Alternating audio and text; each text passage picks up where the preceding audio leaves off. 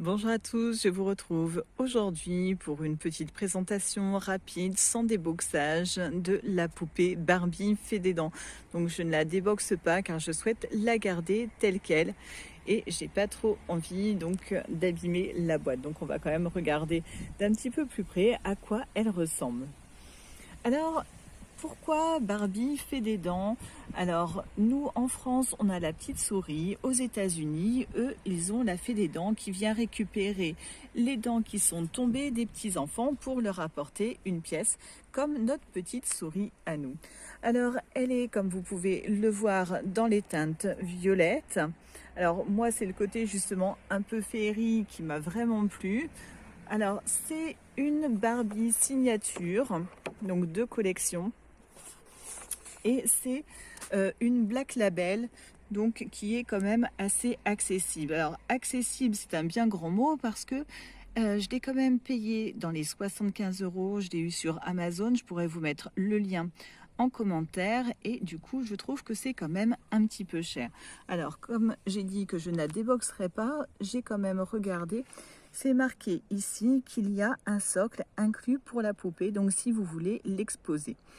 Donc voilà, made in Indonesia. Et on a ici, hop, voilà, je remets comme ça. Donc Barbie fait des dents, donc dans toutes les langues.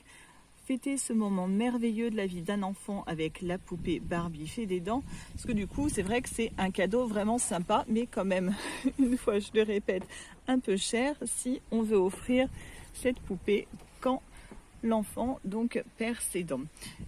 Si on se rapproche un petit peu, alors moi c'est vraiment sur son visage que j'ai complètement craqué. Je trouve qu'elle a un visage vraiment très très beau avec des traits très fins. Je vais essayer de la tourner un petit peu avec son diadème. Ici j'essaye, on va essayer de faire un petit focus. Je ne sais pas si on voit trop bien avec, voilà, je vais mettre comme ça.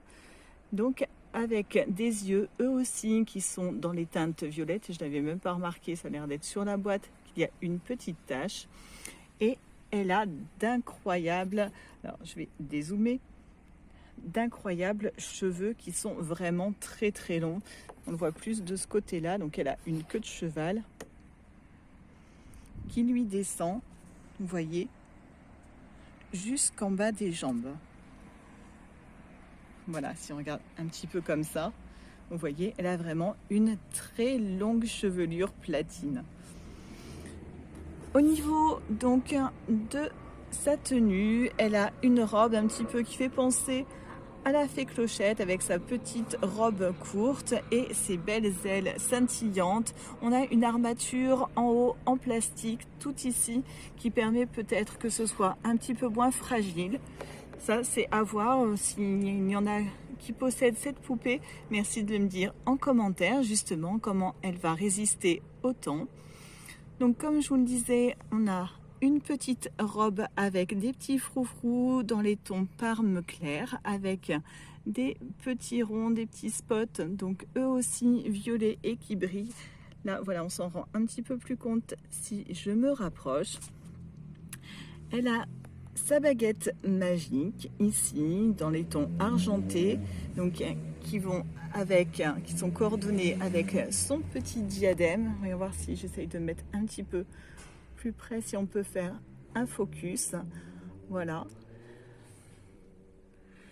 Au niveau du maquillage, donc c'est vraiment très léger, très doux. Et si on descend, on va essayer de voir un petit peu, je sais pas si on peut voir ces chaussures, peut-être de l'autre côté. Non, on les voit pas. Je vais essayer de me mettre. Voilà. Donc elles sont aussi dans les teintes argentées. Et ce que je n'avais pas vu, donc moi, quand je l'avais commandé, c'est ce petit détail qui est vraiment important et qui fait toute la différence, à savoir le petit sachet avec la pièce de monnaie que la Fée des Dents emmène donc aux enfants pour les récompenser, donc en échange de leurs dents. Je voulais revenir un petit peu sur ses ailes parce que ce que je vous ai montré tout à l'heure, c'était la partie supérieure. Mais donc, comme un papillon, elle a ses ailes qui continuent. Alors, j'ai de la visite ici. On vient admirer cette jolie poupée. Donc, les ailes continuent en bas. Je vais essayer le mettre un petit peu plus loin. Vous voyez, tout là comme ça, on a les ailes de papillon qui descendent en fait jusqu'à ses pieds, vraiment tout en bas. J'essaierai de trouver peut-être une photo pour vous mettre, pour vous montrer donc ce que ça donne si elle est de dos.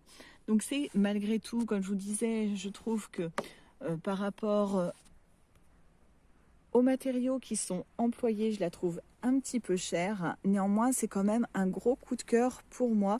Le fait donc qu'elle soit dans les teintes Parme, parce que donc c'est une couleur que moi j'apprécie vraiment beaucoup. Et je trouve qu'elle a un visage vraiment très très beau. Ça c'est un moule que je trouve très joli et dans des teintes très douces.